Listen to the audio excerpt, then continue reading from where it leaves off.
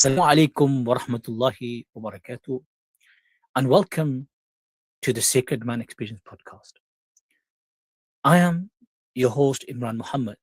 Here we speak about the journey of manhood, of faith, how to be strong but also soft, how to lead but also to listen. Today's podcast is titled Grief and the Sacred Man, Processing Loss Without Losing Faith.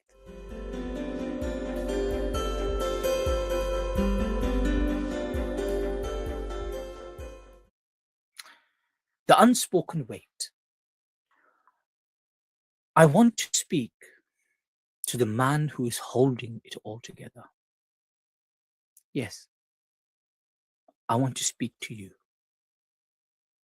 You've recently stood at a graveside, or perhaps you've sat in a cold office as your life's work was liquidated. Or maybe you are watching a loved one right in front of you fade away. Men, we are often the designated mourners who aren't allowed to mourn. We are the ones who make the arrangements, who carry the casket, who greet the guests, and who tell everyone else it's going to be okay. But inside us, there is a tectonic shift. A piece of your world is gone, and the silence it leaves behind is deafening.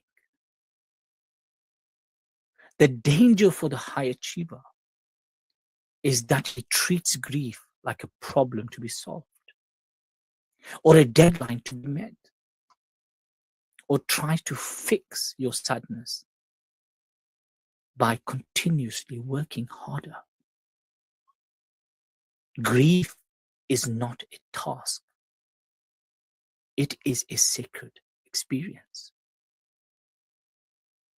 The Lord of the worlds, who is our creator and our maker, who has created life and death, gain and loss, he tells us in his holy book, أعوذ بالله من الشيطان الرجيم وَلَنَبْلُوَنَّكُمْ بِشَيْءٍ مِّنَ الْخَوْفِ وَالْجُوعِ.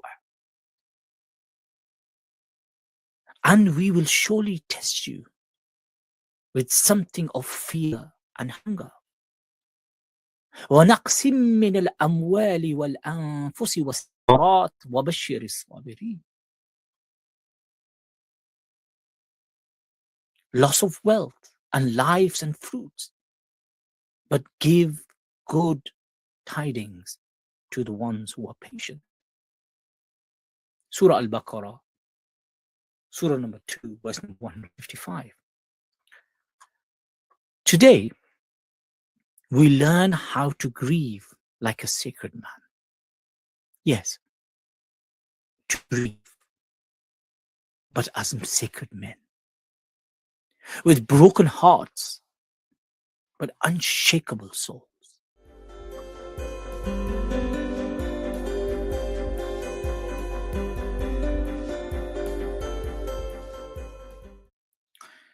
Let's look at the biology of bereavement. For an NLP and behavioral coaching perspective, individuals who understand this from a much more deeper level, grief is a massive system shock. Your brain has an internal map of your life that includes certain people, roles, or assets. When they are removed, your emotional system crashes. You experience disorientation.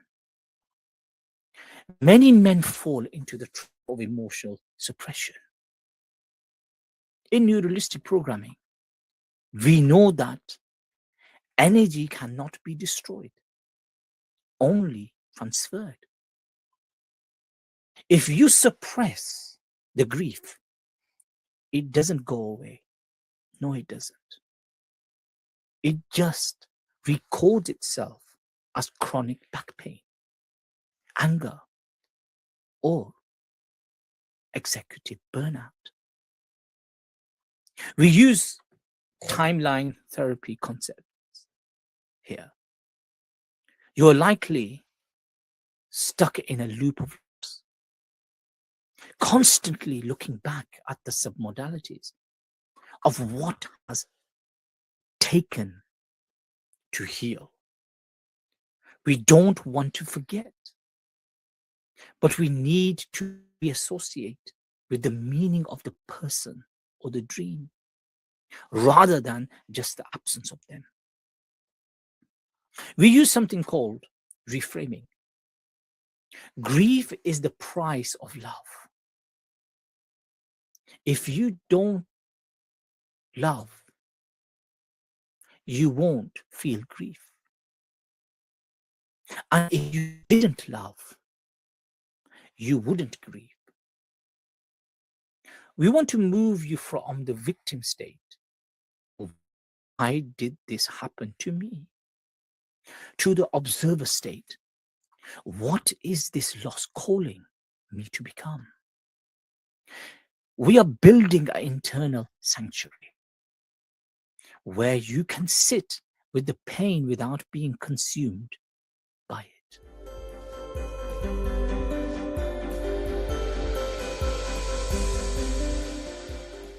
The year of sorrow. The sacred man knows that at the most perfect moment, the Holy Prophet Muhammad, peace and blessings of Allah be upon him, experienced the most profound grief.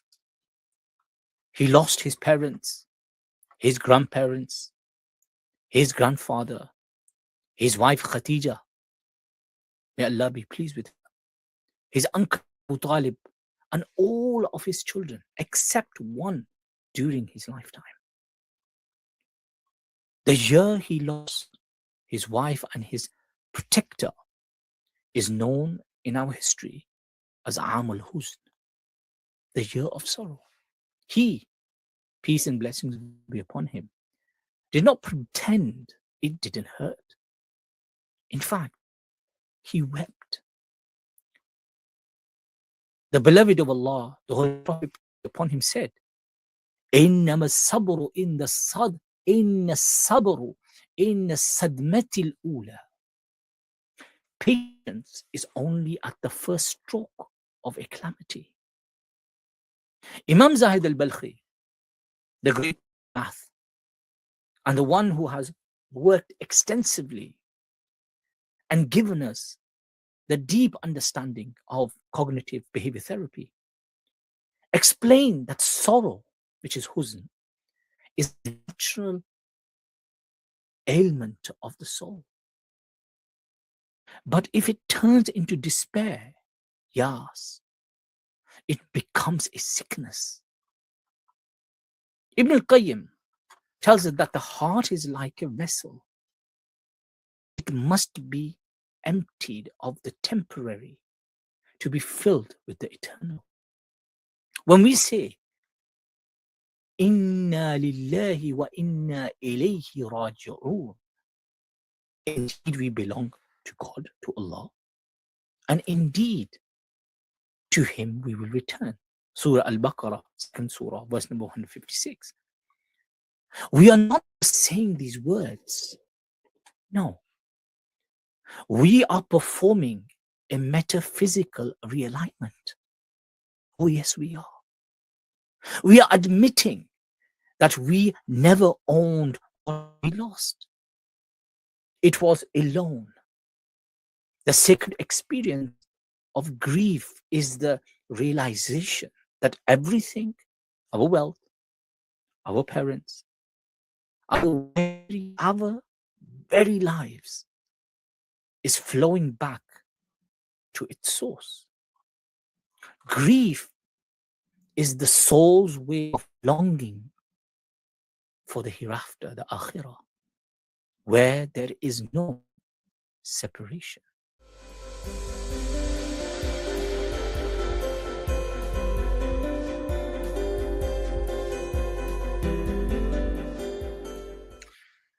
the morning ritual.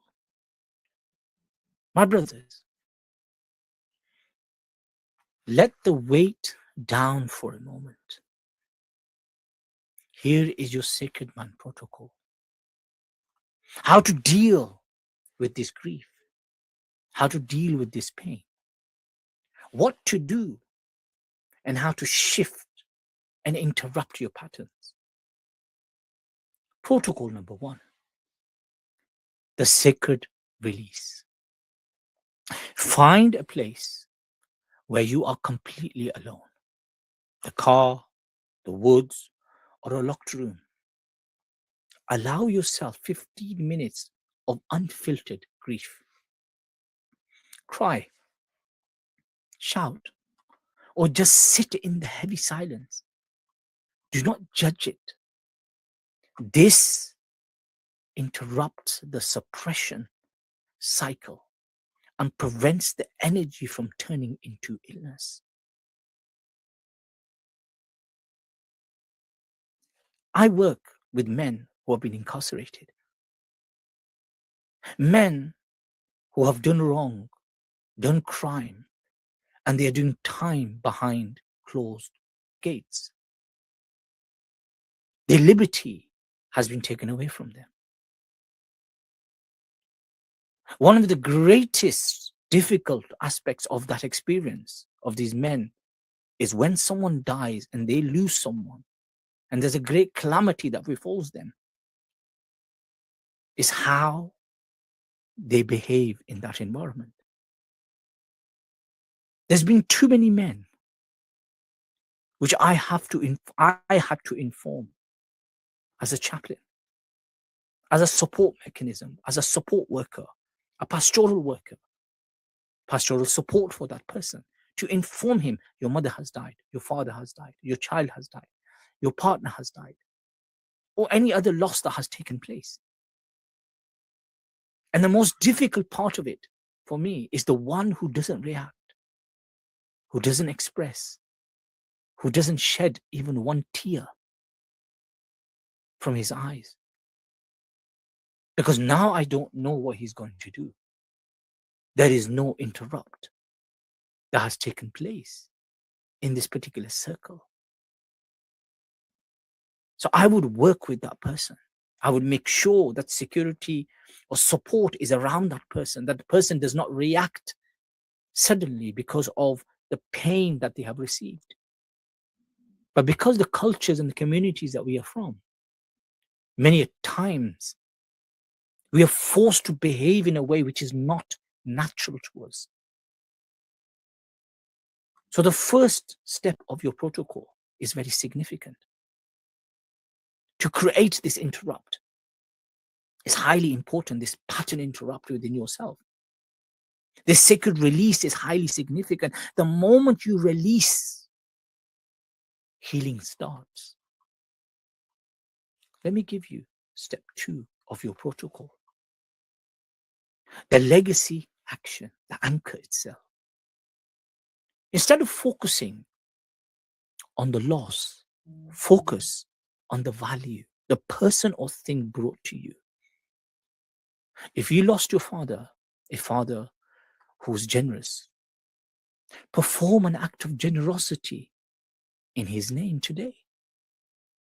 This moves you from passive suffering to active contribution. Do something in their name, in the name of your mother, your father, your loved one, your partner, your child, or anyone else, or any other type of calamity that has taken place. Do something on their behalf, which will be immensely profound and powerful to create that anchor, to remove you from passive suffering to active contribution. The third step of your protocol, the sujood of tears. Go into prostration and don't ask for anything. Just tell Allah, I am hurting. I am in pain. I am in grief. My Lord, I am in loss. Use your own language. Say what is really happening in your heart. No one else needs to know about this if you do not want this for anybody else. But tell him who's listening all the time. Tell him who created you, who made you. The Holy Prophet, peace and blessings upon him, said that Allah is with those whose hearts are broken for his sake.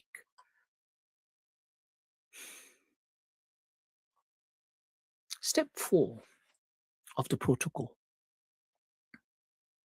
the 4-7-8 breathing technique.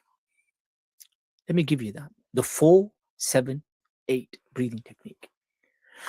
Grief often manifests as a tight chest or panic.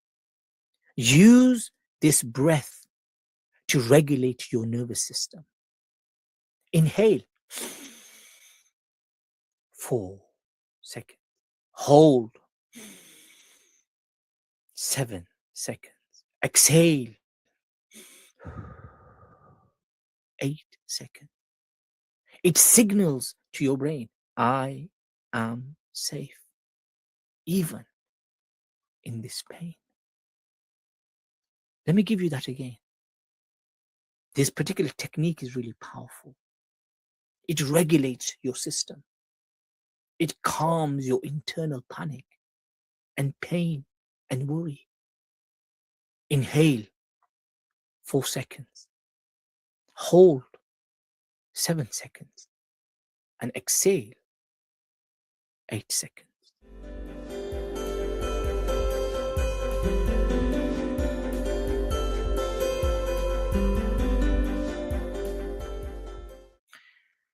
A broken heart is an open heart. Do not be afraid of your tears. Yes, they are the water that allows the seeds of wisdom to grow. You are a sacred man. You carry your losses with the same dignity that you are carrying your victories. In the next episode, we are going to talk about the power of brotherhood. We'll discuss why socializing is not enough and how to build a sacred circle of men who will carry you when you cannot walk. Until then, please be patient with your soul. Stay grounded in his decree. And remember, you are a sacred man. Peace and blessing.